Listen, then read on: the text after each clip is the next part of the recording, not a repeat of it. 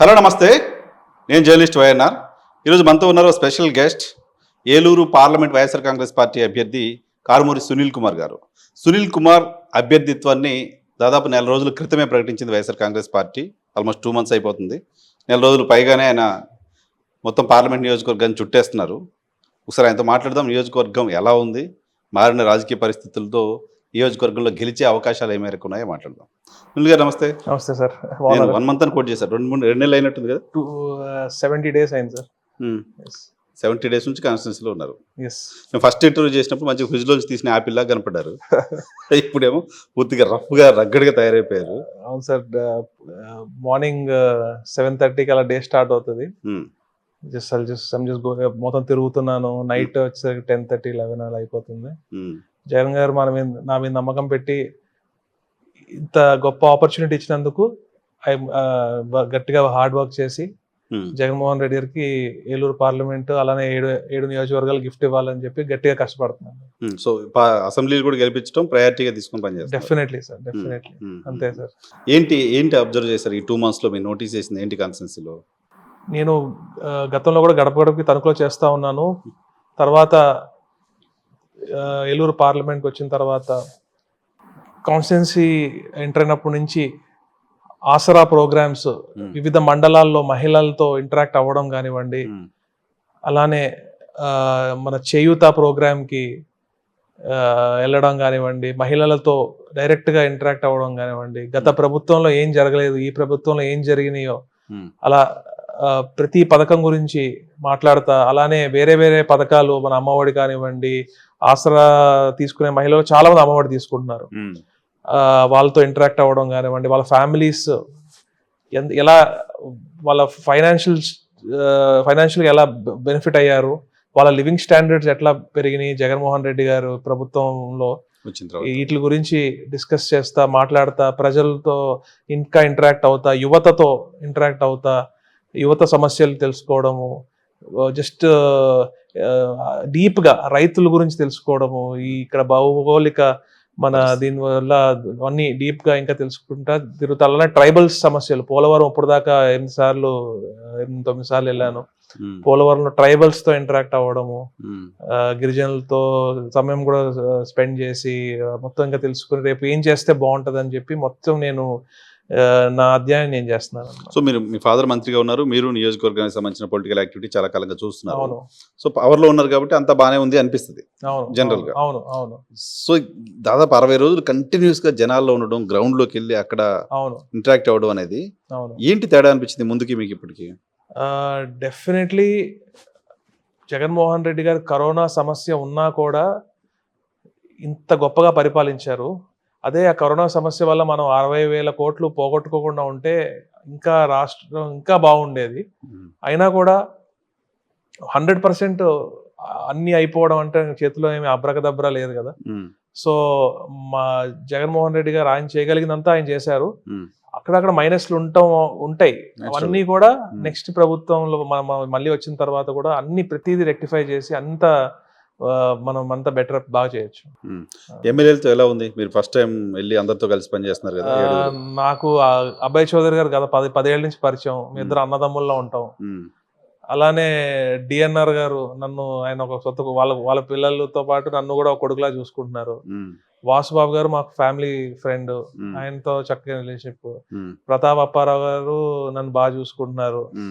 అలానే మన బాలరాజ్ గారు నేను 2004 నుంచి ఆయన చూస్తా ఉన్నాను. నన్ను ఒక ఫ్యామిలీ మెంబర్ లా కలిపేసుకున్నారు.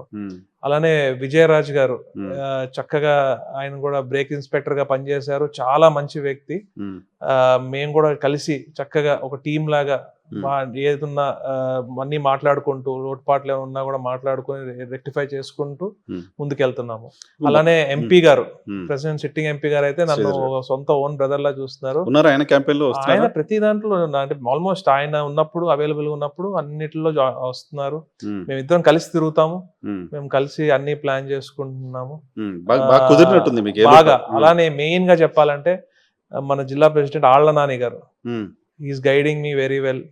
చక్కగా నాకు ఏదైనా డౌట్స్ ఉంటే ఫోన్ చేయంగానే వెంటనే అడ్వైస్ ఇవ్వడం కానివ్వండి. మళ్ళీ నేనేమన్నా నాకు ఫోన్ చేసి ఇచ్చేది నాన్న ఇది చేయి అని చెప్పి నాకు అడ్వైస్ ఇస్తున్నారు. ప్రతి ఏదన్నా కూడా మానిటర్ చేస్తున్నారు. అందరూ everybody is like helping me taking care family member. Just like family member. And నేను కూడా ప్రతి ఒక్క కాన్స్టిట్యుయెన్సీ అన్ని కవర్ చేసుకుంటూ జాగ్రత్తగా ప్లాన్ చేసుకుంటున్నాను. జనరల్ గా ఎలక్షన్ కంటే ముందు టీడీపీ జనసేన పొత్తు పెట్టుకున్న తర్వాత గోదావరి జిల్లాలో వైసీపీకి అభ్యర్థులే దొరకరు అనే పరిస్థితి, అటువంటి చర్చ ఉండింది. అవును. సో ఇప్పుడు మీరు చాలా స్ట్రాంగ్ కొరకరాని కొయ్యేలా తయారయ్యారా కూటమికి? సార్, క్యాండిడేచర్ అనౌన్స్ చేసి 70 days అయింది. ఈ రోజుకి 70 days అయింది. ఇప్పుడు దాకా నేను ఒక 30-40 పేర్లు విన్నాను. వీళ్ళు వస్తారు అపోనెంట్ అని. ఐఎమ్ వెయిటింగ్ ఎవరు వస్తారని. ఈ రోజు దాకా లేదు. మేబీ రేపు ఎల్లుండో రావచ్చు అంటున్నారు. So let's see who. ఎవరైనా కూడా జగన్మోహన్ రెడ్డి గారి పథకాలు, జగన్మోహన్ రెడ్డి గారు చేసిన అభివృద్ధి,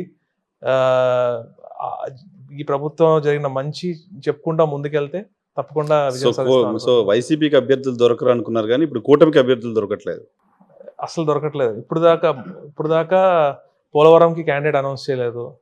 ఉంగుటూరేమో జనసేనకి ఇచ్చారు.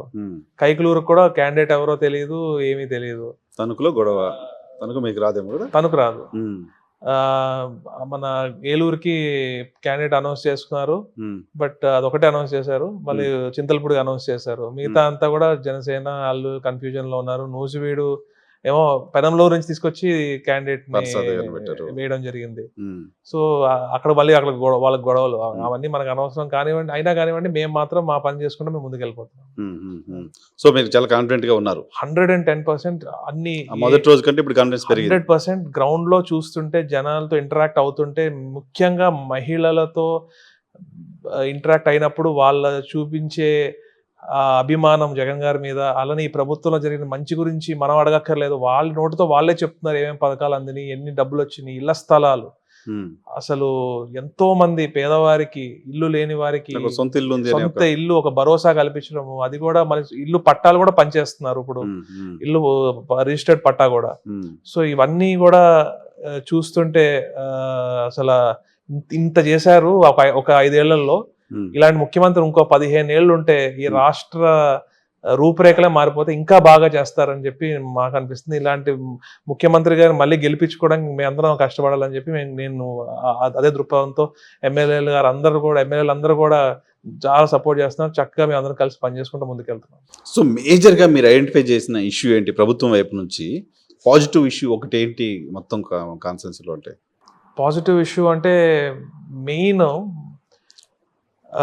ప్రతి పేద కుటుంబానికి గతంలో రూపాయి కూడా ప్రభుత్వం నుంచి ఏది అందేది కాదు. వాళ్ళు అవే ఎవరో ముందు చేజాపి ఉండే లైఫ్ స్టైల్ నుంచి వాళ్ళ కాళ్ళ మీద వాళ్ళు నిలబడి, ఈరోజు ఆసరాకి నేను వెళ్ళినప్పుడు డ్వాక్రా మహిళలు మాకు 3 లక్షలు ఆసరా పథకంలో మాఫీ అయింది, 4 లక్షలు అయింది, అంటే మనిషికి 50,000 అట్లా అయినాయి అని ఎంతో గొప్ప ప్రేమగా, ఈ ప్రభుత్వం వల్లే అయినాయి, మేము ఇప్పుడు ఇంకా లోన్లు తీసుకున్నాము, వ్యాపారాలు చేసుకుంటున్నాము, డిఫరెంట్ స్మాల్ స్కేల్ ఇండస్ట్రీస్ కూడా నడుపుకుంటున్నారు మహిళలు, వాళ్ళ కాళ్ళ మీద వాళ్ళు నిలబడుతున్నారు. సో ఉమెన్ ఎక్కువ పాజిటివ్ గా ఉన్నారు. ప్లస్ అట్లానే ఉమెన్ పాజిటివ్ గా ఉన్నప్పుడు, మహిళలకి మంచి జరుగుతున్నప్పుడు ఆటోమేటిక్ గా వారి కుటుంబంలో వాళ్ళ స్థితిగతులు మారుతున్నాయి. పిల్లలకి వాళ్ళు ఏదైనా కొనిపెట్టాలంటే కొనిపెట్టగలుగుతున్నారు, ఏదైనా ఫంక్షన్లు చేసుకోగలుగుతున్నారు, చదివించుకోగలుగుతున్నారు. అమ్మఒడి లాంటి పథకాల వల్ల కూడా ఉపయోగపడుతున్నాయి. రేపొద్దున వాళ్ళు సేవింగ్స్ చేసుకుంటున్నారు, ముఖ్యంగా గోల్డ్ కొనుక్కుంటున్నారు అని చెప్తున్నారు కొంతమంది. సో ఇవన్నీ వాళ్ళకి ఒక కాన్ఫిడెన్స్ బిల్డ్ చేస్తున్నాయి. సో రేపొద్దున్న ఎవరో పెత్తందారుల దగ్గరికి వెళ్ళి చేజాపి వాళ్ళ దగ్గర లోన్స్ తీసుకుని మళ్ళీ అవి రీపే చేయడానికి మళ్ళీ వడ్డీలు కట్టుకుంటా తిరిగే బదులు జగన్మోహన్ రెడ్డి గారు ఇచ్చిన ఫైనాన్షియల్ అసిస్టెన్స్ వల్ల వాళ్ళకి ఒక కాన్ఫిడెన్స్ పెరిగి వాళ్ళ లైఫ్ స్టైల్ కూడా, ఇప్పుడు స్పెండింగ్ పవర్ కూడా పెరుగుతుంది. సో స్పెండింగ్ పవర్ పెరిగినప్పుడు ఆటోమేటిక్గా ఒక గ్రామం కూడా గ్రామంలో కూడా డెవలప్మెంట్ వస్తుంది. అంటే బయింగ్ కెపాసిటీ బయింగ్ కెపాసిటీ పెరిగినప్పుడు ఆటోమేటిక్ గా బిజినెసెస్ వస్తాయి. సో ఆ బిజినెసెస్ రావడం వల్ల ఇవన్నీ కూడా ఎకానమీ నేను ఎకానమిక్స్ కూడా చదివాను కాబట్టి, సో ఎప్పుడైతే ఫైనాన్షియల్ రొటేషన్ గ్రామాల్లో కూడా పెరుగుతుందో, గ్రామాల్లో కూడా బిజినెసెస్ వస్తున్నాయి, గ్రామాల్లో కూడా మహిళలు వ్యాపారాలు చేస్తున్నారు, చిన్న చిన్న జ్యువెలరీ అని పెట్టుకుని డ్వాక్రా ద్వారా లోన్లు తీసుకుని, అలానే అప్పడాల బిజినెస్, అలానే ఫుడ్ బిజినెస్ పెట్టుకుంటున్నారు, పచ్చళ్ళ బిజినెస్ అమెరికా దాకా పంపిస్తున్నారు. నేను మొన్న చింతలపూడి కాన్స్టిట్యున్సీలో పచ్చళ్ళు అమెరికాకు కూడా ఎక్స్పోర్ట్ చేస్తున్నారు మహిళలు. సూపర్ కదా. అసలు ఎంత గొప్పగా చెప్పుకుంటున్నారంటే వాళ్ళు చాలా బాగా. కూటమి వాళ్ళు ముగ్గురు కలిసి వస్తున్నారు అనేది కింద గ్రౌండ్ లో డిస్కషన్ లేదా సునీల్ గారు? కూటమి నా దృష్టిలో అయితే అట్టర్ ఫ్లాప్ అయిపోయింది. ఎందుకంటే జనసేన కార్యకర్తలు ఈరోజు పెద్ద ఎత్తున వైసీపీ పార్టీలో చేరుతున్నారు. చాలా మంది ప్రతి కాన్స్టిట్యున్సీలో మేము చేరతాం అని చెప్పి ఎమ్మెల్యేలను అడుగుతున్నారు, నన్ను అప్రోచ్ అవుతున్నారు. ఎందుకంటే దే ఫీల్ బిట్రేడ్. ఎందుకంటే పవన్ కళ్యాణ్ గారు 24 సీట్లు తీసుకోవడమే వాళ్ళు యాక్సెప్ట్ చేయలేకపోయారు.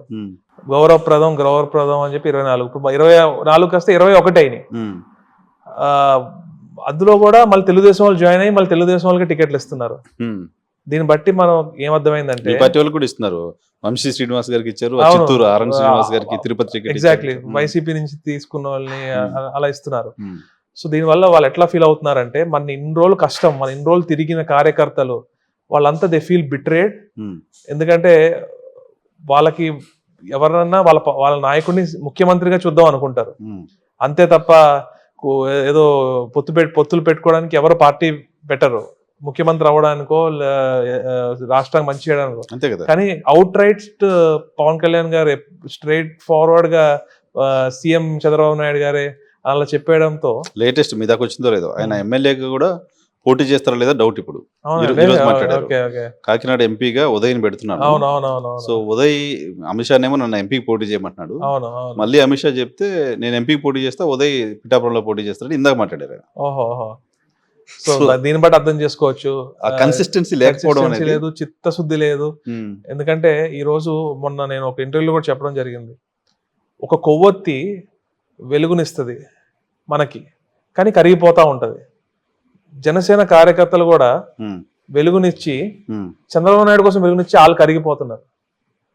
కార్యకర్తలు పవన్ కళ్యాణ్ గారు కాదు, పవన్ కళ్యాణ్ గారికి ఆయనకి ఏముంది, ఆయన బాగానే ఉంటారు. కానీ కార్యకర్తలు చొక్కాలు చించుకుని గొడవలు పెట్టుకుని ఊర్లో అన్నిటిలో డబ్బులు ఖర్చు పెట్టుకుని, సో అదొక డిఫరెంట్ పొలిటికల్ పార్టీ వైపు నుంచి రూపాయి పంప్ అవ్వకుండా పార్టీకి వాళ్ళు సొంతం ఖర్చు పెట్టుకుని సొంత టైం అండ్ ఎనర్జీ.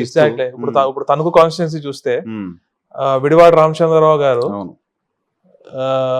గత 3-4 ఏళ్ల నుంచి ఆయన యాక్టివ్ గా తిరుగుతా, ఖర్చు పెడతా. ఇన్ఫాక్ట్ టీడీపీ ఆర్మిల్ రాధాకృష్ణ గారి కంటే ఎక్కువ మనీ ఖర్చు పెట్టింది ఆయన. ఎందుకంటే జెడ్పీటీసీ, ఎంపీటీసీ ఎలక్షన్స్ కానివ్వండి, మన పంచాయతీ ఎలక్షన్స్ కానివ్వండి, జనసేన ఎక్కువ పంచాయతీలు గెలిచింది తణుకులో టీడీపీ కంటే. వైసీపీ 30 చేంజ్ ఎంతో గెలిస్తే టీడీపీ 8, జనసేన టీడీపీ 6, జనసేన 7, 8 గెలిచింది. పార్టీకి పనిచేశాడు ఆయన. అంటే మాకు ఆపోజిషన్ అవ్వచ్చు, కానీ విడివాడ రామచంద్రరావు గారు జనసేనకి ఒక నిబద్ధతతో ఆయన చాలా కష్టపడి ఆ పార్టీకి పనిచేశాడు. ఆయన పవన్ కళ్యాణ్ గారు సీట్ అనౌన్స్ చేశారు, గెలిపించాలి, ఎమ్మెల్యే అవ్వాలి ఇక్కడ అని చెప్పి తనుకొచ్చి సాక్షాత్తు ఆ క్రౌడ్ అందరి ముందు చెప్పి క్షమాపణ చెప్పి అలాంటి వ్యక్తిని ఈ రోజు నట్టేట ముంచేశారు. ఆయన డబ్బులు ఖర్చు పెట్టుకున్నాడు, ఆయన ఎన్నో తిరిగాడు, మరి నట్టేట కూడా గౌరవం కదా ఇంత మందిలో ఓపెన్ గా టికెట్ అనౌన్స్ చేసి గెలిపించాలి. అది ఎంత అవమానం కూడా ఆయనకి. అయినా కూడా వాళ్ళ కార్యకర్తలందరూ నైరాశ్యంలోకి వెళ్ళిపోయారు. జనసేన జెండా పట్టుకుని తిరిగిన కార్యకర్తలందరూ ఈ రోజు తొడగొట్టి మాకు టికెట్ వస్తుంది, మేము కష్టపడతాం అది అని చెప్పుకున్న వాళ్ళంతా ఈ రోజు అసలు డల్ అయిపోయి డిప్రెషన్ లోకి వెళ్ళిపోయారు. కూటమి కింద చర్చ లేదు అసలు ఎక్కడా లేదు. మీ దగ్గర కూడా పార్లమెంట్ కి సుజనా చౌదరి గారు పోటీ చేస్తారంటే వార్తలు వస్తున్నాయి, బీజేపీ తీసుకుంటుందని. సుజనా చౌదరి అంటారు, ఇక్కడ మన తపనా చౌదరి గారు ఉన్నారు, గారపాటి రామాంజనేయ చౌదరి గారు, శ్రీరామాంజనేయ చౌదరి, ఆయన కూడా టికెట్ అంటున్నారు. రకరకాల పేర్లు వస్తున్నాయండి. సో ఇప్పుడు బీజేపీ పోటీ చేస్తా, జనసేన పోటీ చేస్తా, టీడీపీ పోటీ చేస్తా, తెలియదు, వీళ్ళ ముగ్గురులో ఎవరు పోటీ చేస్తారో క్లారిటీ లేదు. క్లారిటీ లేదు. శత్రువు ఎవరో తెలియదు, యుద్ధం మొదలు పెట్టేశారు. కానీ 70 రోజుల నుంచి జనాల్లోనే ప్రజల్లోనే ఉన్నాను. 70 రోజుల నుంచి ప్రజలతో మమేకమయ్యి ప్రజల సమస్యలు తెలుసుకుంటూ, నాన్నగారు మినిస్టర్ గా ఉన్నారు కాబట్టి ఏదన్నా నా వల్ల ఏదైనా హెల్ప్ అయితే ఈ 70 రోజుల్లో నేను చిన్న చిన్న సమస్యలు ఉంటే అది నేను నాన్నగారితో ఫోన్ చేయించుకుని కూడా నేను వాళ్ళ సమస్యలు పరిష్కారం అయ్యేలాగా నేను కష్టపడ్డాను. అలానే మళ్ళీ కార్యకర్తల సమస్యలు కూడా తెలుసుకుని అందరినీ కలుపుకుంటూ, ఒక కుటుంబంలో ఉన్నప్పుడు చిన్న చిన్న మనస్పర్ధలు ఉన్నా కూడా మెయిన్ గా టైం ఎక్కువ, నాకు 70 రోజులు టైం దొరికింది కాబట్టి కార్యకర్తల సమస్యలు తెలుసుకుంటూ వాళ్ళ ఇష్యూస్ ఏంటో తెలుసుకుని, ఎవరికైనా గ్యాప్స్ ఉంటే ఆ గ్యాప్స్ ఫిల్ చేసే పని కూడా నేను నా భుజాల మీద వేసుకుని నాని గారు గైడెన్స్, కోటగిరి శ్రీధర్ గారు ఎంపీ గారు, అలానే ఏ కాన్స్టిట్యూన్సీ అయితే ఆ ఎమ్మెల్యే గారితో మాట్లాడుకుంటూ, అందరితో మాట్లాడుకుంటూ కోఆర్డినేట్ చేసుకుని సమస్యల పరిష్కారానికి మేము ముందుకెళ్తున్నాం. సో పార్టీగా ఓకే, మీరు కాన్ఫిడెన్స్ వచ్చింది, 100%. పథకాలు గ్రౌండ్ అవుతున్నాయనే కాన్ఫిడెన్స్ వచ్చింది, 100%. కూటమి బలం గ్రౌండ్ లో లేదు అనే క్లారిటీ. కూటమి బలం అయితే అస్సలు జీరో. అసలు ఎందుకు కలిశారో, వాళ్ళు ఎందుకు కలిసినారో కూడా అర్థం కావట్లేదు. ఒకప్పుడు మేబీ పవన్ కళ్యాణ్ గారికి సీఎం షేరింగ్ అది ఉంటుంటే మేబీ దేవుడా వాళ్ళకి కొంచెము మోటివేషన్ వచ్చేదేమో. కానీ ఎప్పుడైతే సీఎం రేస్ లో లేరు, జస్ట్ 21 సీట్స్ అన్నారో, జనసేన కార్యకర్తలు కూడా జెండా వదిలేసి మనకి ఎందుకు వచ్చింది, మనం గుడ్డలు చింపుకుని మళ్ళీ చంద్రబాబు నాయుడు సీఎం చేసుకుని మళ్ళీ మనం జెండాలు మోసి మనం మళ్ళీ తొక్కించుకోవాలా? గతంలో తొక్కించుకున్నారు కదండి, ఎన్ని తిట్టించుకున్నారు జనసేన కార్యకర్తలు. ఇక్కడే దెందులూరు కాన్స్టిట్యున్సీలో ఉన్న చింతమనేని ప్రభాకర్ ఎంత చీప్ గా, పవన్ కళ్యాణ్ ఎంత చీప్ గా మాట్లాడారు, చిరంజీవి గారిని కూడా చీప్ గా మాట్లాడి వాళ్ళ కార్యకర్తల్ని లిటరలీ చెప్పాలంటే యూజ్ అండ్ త్రో లాగా మాట్లాడేసి వాళ్ళని చాలా చీప్ గా మాట్లాడారు. అవన్నీ వాళ్ళ మనసులో ఉంటాయి కదా, గుర్తుంటాయి కదా. ప్రభాకర్ గారు టికెట్ వద్దని ఆ కాన్ఫరెన్స్ లో టీడీపీ జనసేన కలిసి మీటింగ్ పెట్టుకొని చెప్పారు. అవును బట్ కానీ ఇచ్చారు. బట్ ఆ కార్యకర్తలకి అవన్నీ గుర్తుంటాయి. పవన్ కళ్యాణ్ గారు మర్చిపోవచ్చు, వాళ్ళు తిట్టిన అవమానాలు అవన్నీ పవన్ కళ్యాణ్ గారు మర్చిపోయి చంద్రబాబు నాయుడు గారితో కలిసి తిరిగేస్తున్నారు.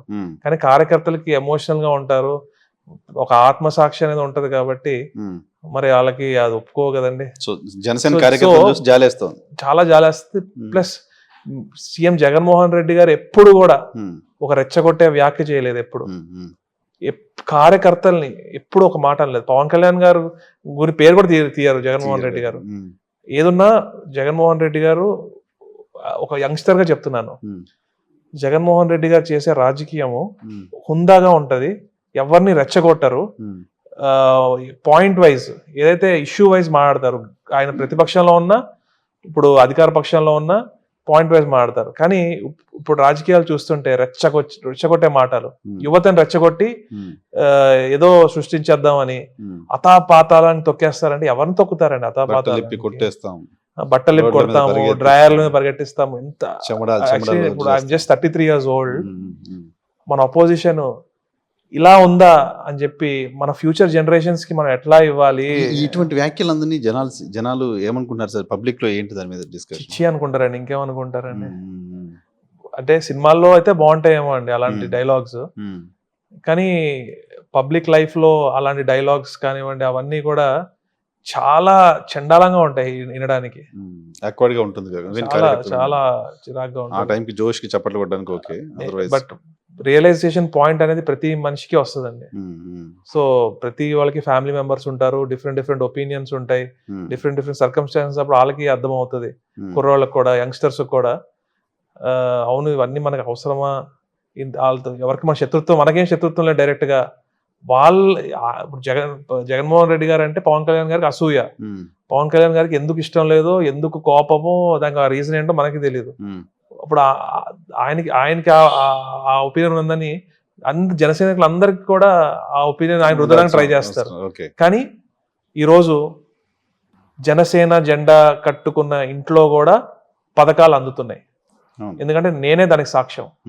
నేను గడపకి చేస్తున్నప్పుడు ఒక మహిళ ఇంటికి వెళ్తే ఇంటి పైన జనసేన జెండా ఉంది. అమ్మ నీకు 2 లక్షలు 3 లక్షలు నీకు ఈ 4 ఏళ్లలో లబ్ధి పొందారు మీరు అని 1 year బ్యాక్ జరిగిన ఇష్యూ ఇది. మరి జగన్మోహన్ రెడ్డి గారు మీరు అండగా ఉండాలమ్మా, మీ ఇంటికి ఇంత లబ్ధి జరిగింది ఉమ్, అంటే ఆవిడ కన్నీళ్ళు పెట్టుకుంటుంది. ఉమ్, ఎందుకమ్మా కన్నీళ్ళు పెట్టుకుంటున్నావు అంటే, జగన్మోహన్ రెడ్డి గారు మా కరోనా టైంలో నాకు చాలా ఉపయోగపడ్డారు.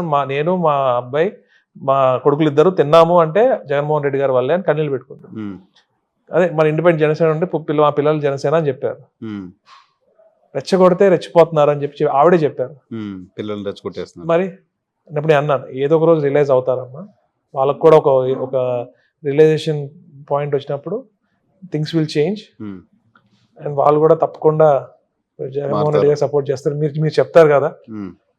సో మీరు చెప్పినప్పుడు వాళ్ళకి కూడా అర్థం అవుతుంది అని చెప్పి చెప్పడం జరిగింది. సో మీ పార్లమెంట్ పరిధిలో చింతలపూడి సిట్టింగ్ అతనికి టికెట్ ఇవ్వలేదు. ఎలీజానా? అవును, ఎలీజా గారు. అవును, సో ఆయన మీతో ఉన్నారు ఇప్పుడు? నేను 2-3 సార్లు కలిశాను, మామూలుగా మాట్లాడడం జరిగింది. వేరే పార్టీలో ఎక్కడ చేరలే ఆయన? వేరే పార్టీలు ఎక్కడా చేరలేదు, సైలెంట్ గా ఉన్నారు. ఆయన కూడా మాతో పాటే వస్తారు. ఎందుకంటే ఆయనకు కూడా జగన్మోహన్ రెడ్డి గారే ఈ రోజు ఎమ్మెల్యే పదవి కల్పించారు. ఆయన కూడా ఎంతో కొంత మన పార్టీ కోసం ఏదో కష్టపడ్డారు. రేపొద్దున కూడా ఆయన మాకు కలిసి వచ్చి సపోర్ట్ చేస్తే మళ్ళీ జగన్మోహన్ రెడ్డి గారు ఆయన మళ్ళీ ఆదరించి మళ్ళీ ఇది కాకపోతే ఇంకో పొజిషన్లో లాయల్గా ఉంటే జగన్మోహన్ రెడ్డి గారు జాగ్రత్త చూసుకుంటారు. అది. సో జగన్మోహన్ రెడ్డి గారిని కలిసారా ఈ టికెట్ వచ్చిన తర్వాత, ఈ 70 రోజుల తర్వాత? ఏంటి ఆయన కూడా ఇంటెలిజెన్స్ రిపోర్ట్స్ ఉంటాయి కదా, ఎలా పనిచేస్తున్నారు ఏంటి? జగన్మోహన్ రెడ్డి గారు ఎప్పుడు కూడా నాకు కష్టపడితే చాలు, ప్రజల్లో ఉంటే చాలు అని చెప్పి చెప్పడం జరిగింది. అదే జగన్మోహన్ రెడ్డి గారు ఎలా చెప్పారో నేను అదే ఫాలో అవ్వకుండా ప్రతిదీ కార్యకర్తలు కానివ్వండి, ప్రజలు కానివ్వండి, డీప్ గా ఎక్కడా కూడా మనం తొందరగా చేసేయాలి, తూతూ మంత్రంగా చేయకుండా జాగ్రత్తగా డీప్ గా వెళ్తున్నాను అనమాట. సో మా సీఎం గారికి పాజిటివ్ రిపోర్ట్స్ ఉన్నాయి మీ 2 months పైన, ఎప్పుడు మీతో షేర్ చేయలేదు, but I hope it's positive అండి. ఓకే, ఇంకేమైనా గైడ్ చేస్తారా, ఇలా చేయండి ఇలా చేయండి ఇలా చేయండి అని? అస్సలు సీఎం గారు నాకు అవి ఏమి చెప్పలేదు, కష్టపడు జనాల్లో ఉండు అంతే, అదొకటే చెప్పారు. అండ్ ఇంకేం చెప్పలేదు. నేనైతే అదే విధంగా ఆ 2 మాటలే నాకు సరిపోయినాయి. నేను అది ఒక పాజిటివ్ యాటిట్యూడ్తో జగన్ ఏ కష్టం వచ్చినా ఏమొచ్చినా జగన్మోహన్ రెడ్డి గారిని తలుచుకుంటూ, ఎందుకంటే ఆయన పడ్డ కష్టాల ముందు నాకు తెలిసి ఈ స్టేట్ లో ఎవరు ఇన్ని కష్టాలు పడలేదు. సీత కష్టాలు అంటుంటారు కానీ పాలిటిక్స్ లో జగన్మోహన్ రెడ్డి గారు పడ్డ కష్టాలు పడుతున్నారు, ఇప్పుడు కూడా కష్టాలు పడుతున్నారు. ఆయన ఇన్స్పిరేషన్ గా తీసుకుని ముందుకెళ్తున్నారు. ఏదైనా నాకు డిఫరెంట్ చూస్తూ ఉంటాను కాబట్టి ఏదన్నా ఫేస్ అయినప్పుడు కూడా ఒకటే జగన్మోహన్ రెడ్డి గారు ఆయన పడ్డ కష్టాల గురించి తలుచుకుంటూ ఆయన కష్టాల ముందు మంది నథింగ్ అని చెప్పి I'm just going ahead. So ఆయన గుర్తు చేసుకుంటే ఇవన్నీ చిన్న అయిపోతాయి, అస్సలు నథింగ్.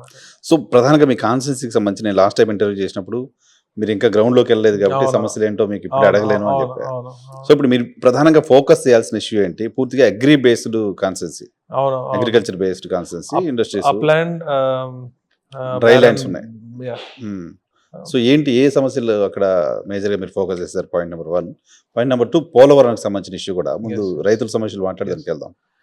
సో ఇక్కడ పామ్ ఆయిల్ రైతులు ఉన్నారు, కోకో రైతులు ఉన్నారు, మన టొబాకో బ్యారన్ రైతులు కూడా ఉన్నారు. అన్ని ఆక్వా, కైకలూరుకి వస్తే ఫుల్ ఆక్వా మొత్తం అంతా. సో రైతులతో కూడా ఇంటరాక్ట్ అవ్వడం జరిగింది. ప్లస్ నాకు నైట్ టైం కూడా నేను ఇంకా కూడా డీప్గా సమస్యల గురించి తెలుసుకోవడం. ఇప్పుడు మెయిన్గా చెప్పాలంటే పామ్ ఆయిల్ రైతులకి గతంలో ఇంపోర్టెడ్ పామ్ ఆయిల్ మీద 49% ఇంపోర్ట్ డ్యూటీ ఉండేది. కానీ మనకి కరోనా తర్వాత ఆయిల్ రేట్స్ పెరిగిపోవడం వల్ల కేంద్ర ప్రభుత్వం ఆ 49%ని జీరో చేసేసింది. సో దానివల్ల 20,000 పరిగే పామ్ ఆయిల్ రేటు ఈరోజు 12,000, 13,000 పడిపోయింది. దానివల్ల రైతులకి కొంచెం ఇబ్బందిగా ఉంది. సో రేపు నేను పార్లమెంట్లో ఇక్కడ సమస్య వినిపించి అట్లీస్ట్ ఒక 20% అయినా మళ్ళీ ఇంపోర్ట్ డ్యూటీ పెడితే ఇక్కడ రైతులకి మంచి జరుగుతుంది. ఎందుకంటే పామ్ ఆయిల్ రైతులు మా పార్లమెంట్ లో చాలా ఎక్కువ ఉంటారు. అట్లా దాని మీద ఎక్కువ కాన్సన్ట్రేట్ చేస్తున్నాను. ఇంకా వివిధ రైతు సమస్యలు అన్నింటినీ కూడా తెలుసుకుంటున్నాను, ఎలా రెక్టిఫై చేయాలి ఏంటి. రేపొద్దున ముఖ్యంగా గిరిజన ప్రాంతాల్లో చాలా తిరిగాను, ఎందుకంటే నాకు స్పెషల్ ఇంట్రెస్ట్. ఎందుకంటే ఇంకా డెవలప్ అవ్వాలి. ఎందుకంటే మనం డెవలప్ అవుతున్నాము, ప్లస్ గిరిజన ప్రాంతాలు కూడా ఈక్వల్గా అవ్వాలని చెప్పి నా ధ్యేయం. కాబట్టి గిరిజన ప్రాంతాల్లో కూడా బాగా తిరగడం జరుగుతుంది. రేపొద్దున్న ట్రైబల్ మినిస్ట్రీ నుంచి ఇక్కడికి ఏం తీసుకురావాలి, ఇక్కడ గిరిజనులకి ఏమి చేస్తే మంచి జరుగుతుంది, దాని మీద కూడా అధ్యయనం చేస్తున్నాను. రేపొద్దున అది కూడా నేను తప్పకుండా గిరిజనులకు కూడా నేను కష్టపడి పనిచేస్తాను.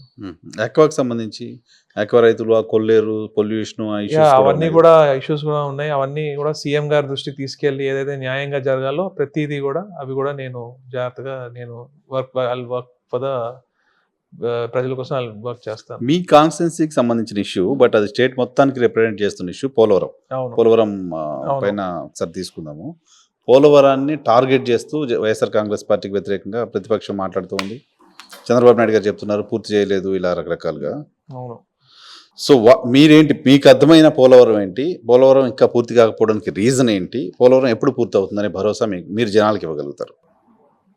ఇప్పుడు స్పిల్వే కంప్లీట్ చేసిన జగన్ గారే, అప్రోచ్ ఛానల్ కంప్లీట్ చేసిన జగన్ గారే, మళ్ళీ అప్రోచ్ ఛానల్ నీటిని మరణించింది కూడా జగన్ గారే, మాక్సిమం పనులన్నీ చేసింది జగన్ గారే, మళ్ళీ అప్పర్ కాఫర్ డ్యామ్ కంప్లీట్ చేసింది జగన్ గారే, లోవర్ కాఫర్ డ్యామ్ జగన్ గారే, మళ్ళీ హైడల్ ప్రాజెక్ట్ కూడా మంచి స్వింగ్ లో వర్క్ జరుగుతుంది. అప్పుడు గతంలో ఏం జరగలేదు. మరి ఈ రోజు చూస్తే డయాఫ్రామ్ వాల్ ఎవరి వల్ల పోయిందండి? ఆ రోజు చంద్రబాబు నాయుడు గారు ఆయన సరిగ్గా కన్స్ట్రక్షన్ యాక్టివిటీ సరిగ్గా చేయకపోవడం వల్లే కదా, ముందు చేసేసి డయాఫ్రామ్ వాల్ మొత్తం పోయింది. మరి అట్లా చూసుకుంటే చంద్రబాబు నాయుడు గారి వల్లే ఈ డిలే. ఇప్పుడు జగన్మోహన్ రెడ్డి గారు వచ్చాక మళ్ళీ ఇవన్నీ కూడా కవర్ చేసుకుంటూ, మరి అలానే లిఫ్ట్ నుంచి మళ్ళీ వాటర్ ఇవ్వడం కానివ్వండి, అవన్నీ జగన్మోహన్ రెడ్డి గారే మరి ఇవన్నీ కష్టాలన్నీ పడి ముందు తీసుకెళ్తారు. సో జనాలు అడగట్లేదు ఎప్పటిలోకి పూర్తి చేస్తారు? పోలవరం అనేది ఎజెండాగా ఉందా? పోలవరం అనేది రాజశేఖర్ రెడ్డి గారు శంకుస్థాపన చేశారు. టెక్నికల్ గా చాలా పర్మిషన్స్ అన్ని తెచ్చుకున్నది, ఆ స్టడీస్ టెక్నికల్ స్టడీ అంతా పూర్తి చేసి దాన్ని ముందుకు తీసుకెళ్ళింది రాజశేఖర్ రెడ్డి గారు. చంద్రబాబు నాయుడు గారు నా మానస పుత్రికని క్లెయిమ్ చేసుకుంటారు. మళ్ళీ దాన్ని మానస పుత్రిక రాజశేఖర రెడ్డి గారు అయితే ఆయనని చెప్పుకుంటారు.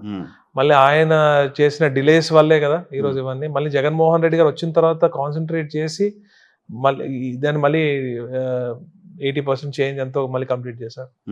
ఆ డయాఫ్రామ్ వాల్ అనేది ఆ రోజు ఆ ఇబ్బంది రాకుండా ఉంటే ఈ రోజు ప్రాజెక్ట్ కంప్లీట్ అయ్యి రాష్ట్రానికి అంకితం చేసేవాళ్ళు, జాతికి అంకితం చేసేవాళ్ళు.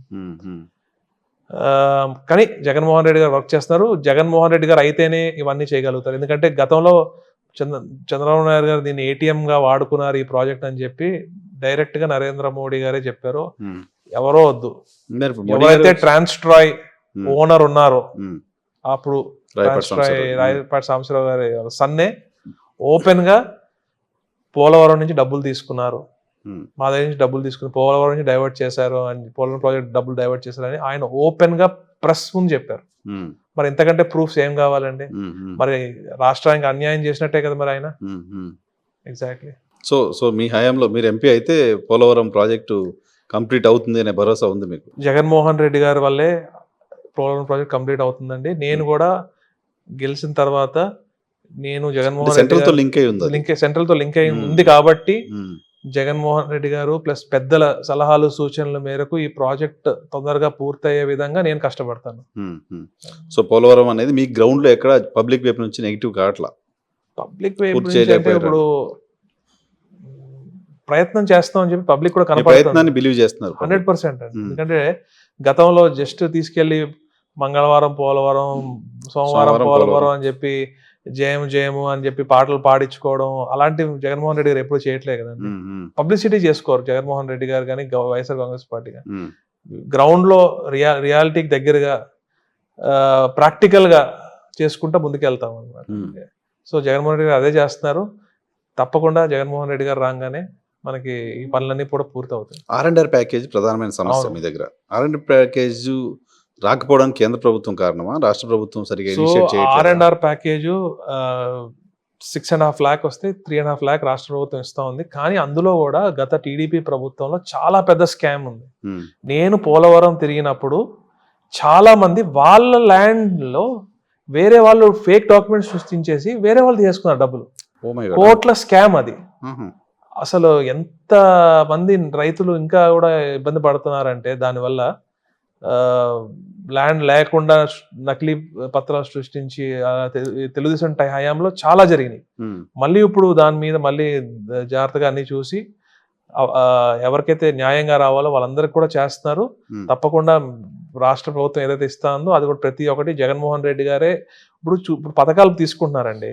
అది ప్రతి ఇంటికి లక్షల్లో లబ్ధి జరిగింది. ఉమ్, సో ప్రజలకి జగన్మోహన్ రెడ్డి గారికి నమ్మకం ఉంది. లేట్ అయినా కూడా మనకి ఏదైతే న్యాయం జరుగుతుందో జగన్మోహన్ రెడ్డి గారి వల్లే జరుగుతుంది అని చెప్పి ఉమ్. ప్రజలు కూడా అదే అనుకుంటున్నారు. అదే జరగబోతుంది కూడా. రెండు బలమైన సామాజిక వర్గాలు, ఆ సామాజిక వర్గాలని లీడ్ చేస్తున్న రెండు రాజకీయ పార్టీలు. సరే నీ మాట అనకూడదు కానీ వాతావరణం అట్లుంది ఆంధ్రప్రదేశ్లో కాబట్టి చెప్తున్నా. అవును, అవును. ఆ రెండు సామాజిక వర్గాలు కలిసి మీ పైన అటాక్ వస్తున్నాయి. మీరు ఒక సామాజిక వర్గం అయితే నేను ఒప్పుకుంటాను కానీ రెండో సామాజిక వర్గం అయితే నేను ఒప్పుకోను. ఎందుకంటే ఈరోజు ఆ సామాజిక వర్గ చాలా మందితో నేను ఇంటరాక్ట్ అవ్వడం జరిగింది. ఎందుకంటే ఆ సామాజిక వర్గం వల్లే మా నాన్నగారు రాజకీయాల్లో కూడా రావడం జరిగింది. మా నాన్నగారిని రాజకీయాల్లో తీసుకొచ్చింది ఇంకా కాపు సామాజిక వర్గం వల్లే మా నాన్నగారు పాలిటిక్స్ లోకి వచ్చారు. మాకు విడదీయలేని అనుబంధం ఆ సామాజిక వర్గం. పవన్ కళ్యాణ్ అన్నదమ్ముల్లాగా ఉంటాము, కలిసి ఉంటాము. అయితే ఈరోజు పవన్ కళ్యాణ్ గారు ఏదైతే పార్టీని వాళ్ళందరినీ తీసుకెళ్లి కాపు సామాజిక వర్గం తీసుకెళ్లి టీడీపీకి ఓట్లేసే యంత్రాలాగా వాడుకుందాం అనుకున్నారు. వాళ్ళకి అర్థమైపోతుంది ఎవరు టీడీపీ వైపు వెళ్ళే అసలు ఓట్ ట్రాన్స్ఫర్ అనేది అవ్వదు. ఆ సామాజిక వర్గం అసలు నేను చెప్తున్నాను కదండి, ఎక్కడైతే జనసేన పోటీ చేస్తుందో ఆ జనసేన క్యాండిడేట్స్ టీడీపీ వాళ్ళు ఓడగొట్టేస్తారు 100%. ఎందుకంటే మళ్ళీ అక్కడ జనసేన గెలిస్తే మళ్ళీ వాళ్ళకి ఫ్యూచర్ ఉండదని చెప్పి ఓట్ ట్రాన్స్ఫర్ చేయరు టీడీపీ వాళ్ళు. కానీ ఇప్పుడు గతంలో 2014లో ఓట్ ట్రాన్స్ఫర్ జరిగింది. ఎందుకంటే పవన్ కళ్యాణ్ గారు నమ్మారు. కానీ ఈసారి మాత్రం నమ్మే ప్రసక్తే లేదు. ప్రజలకి రోజుకో మాట చెప్తే నమ్మరు. ఒక స్టాండ్ జగన్మోహన్ రెడ్డి గారు ఒక స్టాండ్ తీసుకుంటే ఆ స్టాండ్ ఆ లైన్ మీదే ముందుకెళ్తారు. సో జగన్మోహన్ రెడ్డి గారు లాంటి నాయకులే కావాలని చెప్పి చాలా మంది కాపు యువత కూడా మా వైఎస్ఆర్ కాంగ్రెస్ పార్టీ రావడానికి రెడీగా ఉన్నారు. ఎందుకంటే కాపులకి న్యాయం చేసిన పార్టీ ఏదైనా ఉందంటే, ఎందుకంటే కాపుల్లో పేదవారు ఎక్కువ, మనం హానెస్ట్ గా మాట్లాడుకోవాలి. కాపుల్లో ఉన్న పేద మహిళలకి కాపు నేస్తం ఇచ్చి, పథకాలు ఇచ్చి, అమ్మఒడి ఇచ్చి, విద్యా దీవెన, వసతి దీవెన, ప్రతిదీ కూడా లబ్ధి పొందుతున్నారు. మరి అలాంటి వాళ్ళు జగన్మోహన్ రెడ్డి గారిని ఎందుకు వదులుకుంటారు? గతంలో చంద్రబాబు నాయుడు ఇలాంటివి ఏమైనా చేశారా? కాపులకు రిజర్వేషన్ ఇస్తాన్నారు, ఇచ్చారా? ఇవ్వలేదు. పవన్ కళ్యాణ్ ముఖ్యమంత్రి అంటే వాళ్ళు ఏమైనా ర్యాలీ అవుతారేమో. పవన్ కళ్యాణ్ గారు కూడా అసెంబ్లీ పోటీ చేస్తారో లేదో తెలియని పరిస్థితిలో చాలా డిసప్పాయింటెడ్ గా ఉన్నారు సోదరులందరూ.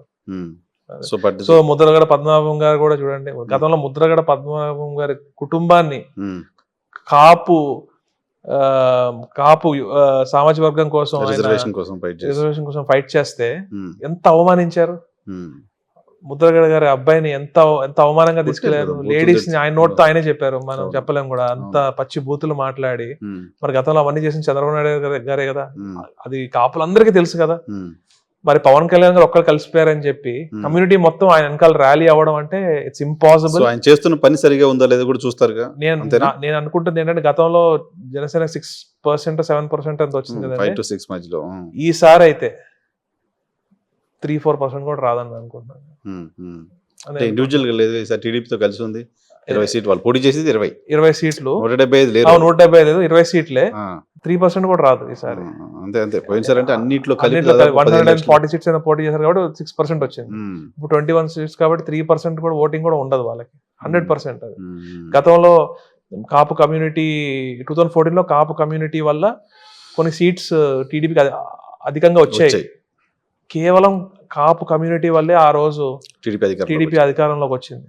అలాంటిది తర్వాత ఎంత ఘోరంగా అవమానించారు సామాజిక వర్గాన్ని. కేసులు కానివ్వండి, రైలు మళ్ళీ తునిలో ఆ కేసులు తీసేసింది జగన్మోహన్ రెడ్డి గారు.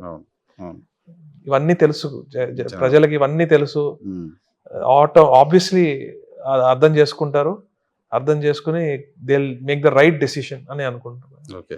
చాలా సర్వేలు వస్తున్నాయి, రకరకాల సర్వేలు. అవును. కూటమి గెలిచేస్తుంది, కూటమి గెలిచేస్తుంది. అవును. ఏమనిపిస్తుంది ఆ సర్వేలు చూసినప్పుడు? నేను నా టీంతో సర్వే చేయించుకున్నాను 7 కాన్స్టిట్యున్సీలో. ఉమ్, లైక్ చాలా జాగ్రత్తగా ఉమ్, సైంటిఫిక్ గా ఉమ్. చేయించుకున్నాను. 7 మనం గెలుస్తున్నాం. 7 అసెంబ్లీ యా గెలుస్తుంది. నాకు స్టేట్ లో కూడా ఈ వెస్ట్ గోదావరి జిల్లా ఉభయ గోదావరి జిల్లాలోనే ఇట్లా ఉంది. ఉమ్. మరి ఇంకా స్టేట్ అంతా ఎట్లా ఉంటుందో మరి. అంతే కదా, ఉంటే పొత్తు ఎఫెక్ట్ అక్కడే ఉండాలి. నాకైతే 160 సీట్స్ తక్కువ రావు. 175 మా టార్గెట్.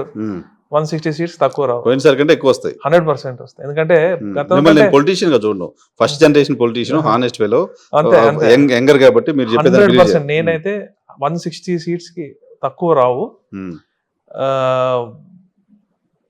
175 ఆ టార్గెట్, బట్ 160 సీట్స్ తక్కువ రావని అనుకుంటున్నాను. మీ దగ్గరికి ఎవరో నాన్ లోకల్స్ వస్తారని ప్రచారం అవుతుంది. నాన్ లోకల్స్ అని నేను అనొచ్చలేదు, కానీ పార్టీలు బయట ప్రాంతాల నుంచి అక్కడ ఎంపీ సీట్ బాగా డిమాండ్ ఉంది, ఈజీ గెలవగలం సునీల్ పైన అని అనుకుంటున్నారంట. సో అందరూ ట్రై చేస్తున్నారు. బేసికలీ ఏంటంటే అండి, చంద్రబాబు నాయుడు గారు చింతలపూడి వచ్చినప్పుడు నా మీద వ్యాఖ్యలు చేశారు. అవును, నేను పక్క కాన్స్టిట్యున్సీ నుంచి వచ్చానని. సో బేసికలీ చెప్పాలంటే మా జిల్లా అదే కదా, పాత జిల్లా ఇది, వెస్ట్ గోదావరి జిల్లా. కానీ ఏలూరు జిల్లా నాన్ లోకల్ అన్నారా? ఏలూరు జిల్లా అయింది, నన్ను నాన్ లోకల్ అన్నారు. మాకు మా తాతలు ఇచ్చిన ఆస్తి